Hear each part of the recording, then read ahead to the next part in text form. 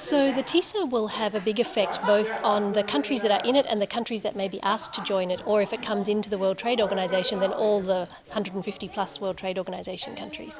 So for those who are in the TISA now, the implications are that there will be more liberalisation of services, including public services, because there's a very narrow public service exception for in the services rules at the WTO, which will probably be the same one in TISA. And it would affect even state and local governments, not just the national governments. So there would be more liberalisation of more sectors, but then there will also be additional rules that go beyond those at the World Trade Organization that further restrict your ability to regulate services.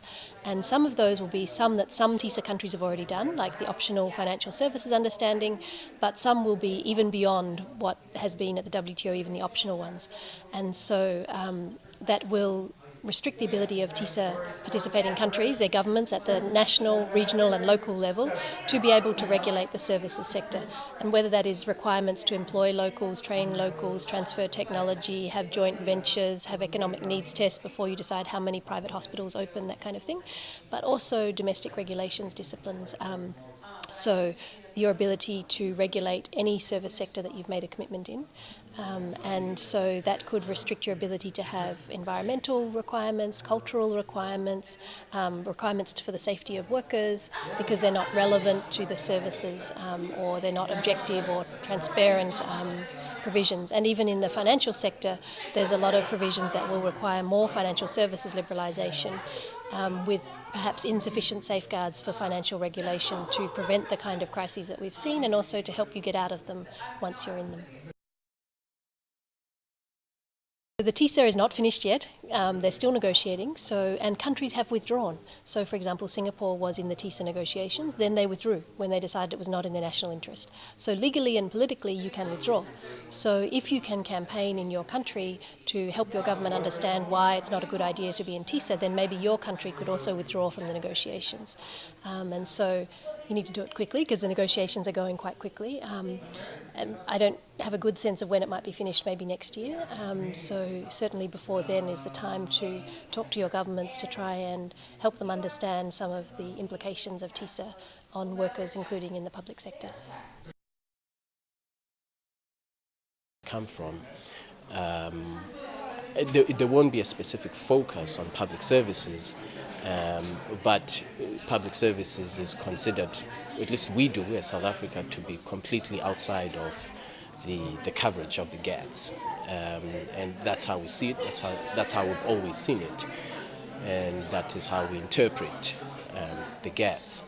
So we don't ever enter into a discussion about whether or not public services is covered because in our minds it is simply outside of reach of the GATS.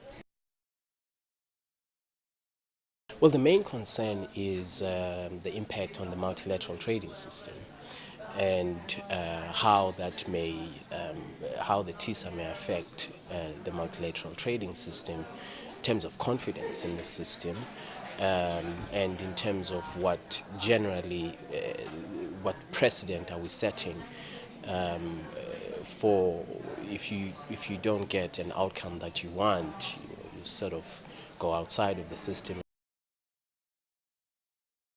The TISA has some potential, but a lot of problems and a lot of things that we're concerned about. In particular would be if it includes commitments for Mode 4. And Mode 4 is the movement of natural persons across borders. And the problem with making commitments in trade agreements regarding Mode 4 is that they don't also contain commitments for how the workers are treated, that the workers will be able to exercise their fundamental labor rights, that the workers will be paid at or above market wages.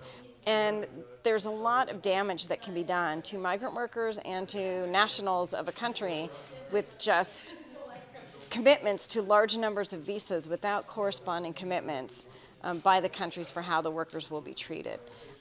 It's not clear that the TISA will include a labor chapter watching over the treatment of workers in the countries.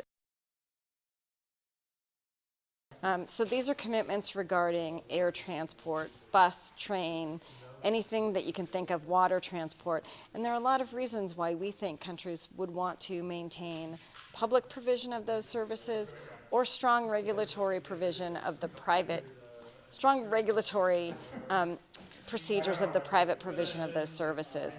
And we feel that the TISA is going to restrict countries' ability to regulate and also induce privatization where the public might be better served by, public trains and metro and bus and rail. So. We're trying to get information out because if workers know this is happening, they can speak up. And one of our most active affiliates on the issue is, of course, AFSCME, which is one of our very large public sector unions. And they're very concerned about the impact on their jobs and the provision of public services in the United States. So we want it to expand beyond AFSCME so that all of our other affiliates know about it, and non-unionized workers, because they're going to be impacted as well.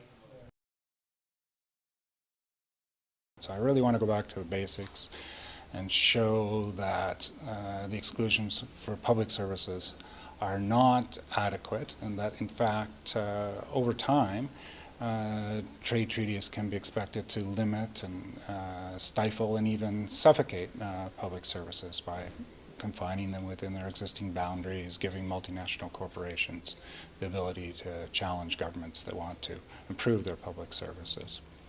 I'm also going to be making the case for stronger safeguards for public services, because public service systems need to innovate too. They have to change over time to meet public needs. And I think we should all agree that trade and trade treaties are really just a means to economic development, and that high quality, basic, affordable, universal public services are part of most people's vision of a good society and genuine economic development.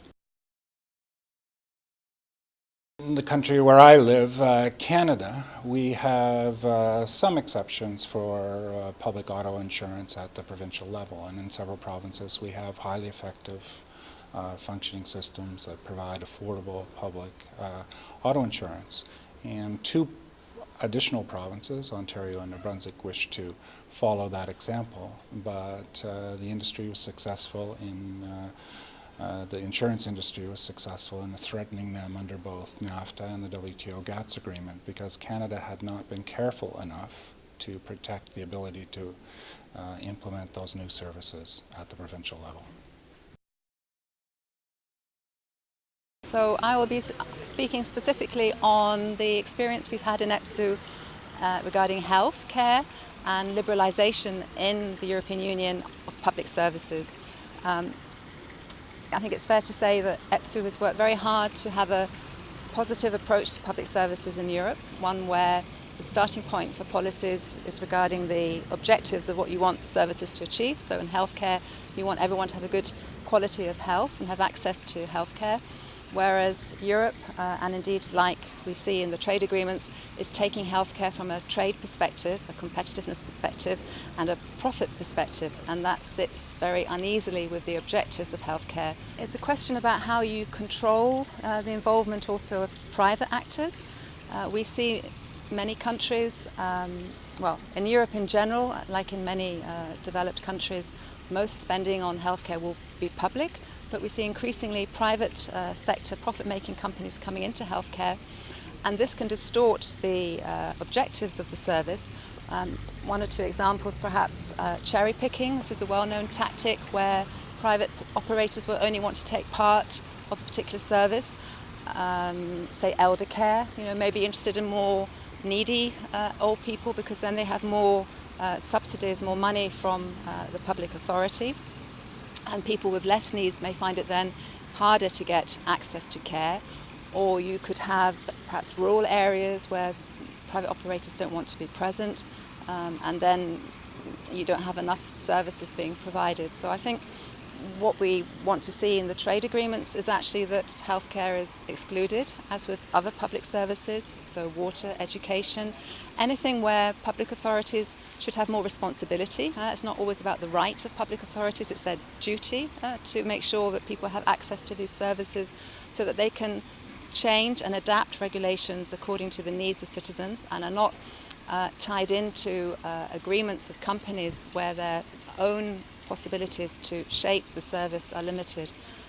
It sometimes sounds rather abstract, but One example I'll mention this afternoon is to do with a bilateral trade agreement between ex-Czechoslovakia and the Netherlands, where the government at the time invited a lot of private operators into the country to provide health services. Then the government changed. The new government wanted to have a more publicly orientated healthcare policy.